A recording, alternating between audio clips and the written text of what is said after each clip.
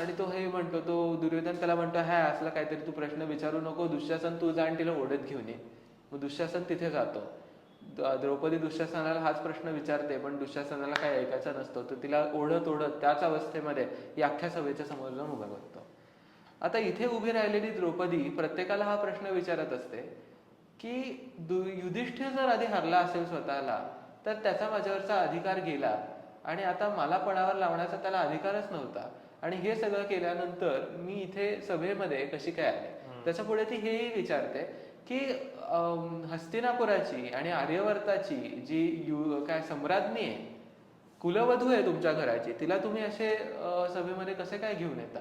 हे सगळे लॉजिकल प्रश्न हे द्रौपदीने विचारले. अख्खी सभा शांत आहे, कारण त्या सभेला द्रौपदीला उत्तर देता येत नाही आता.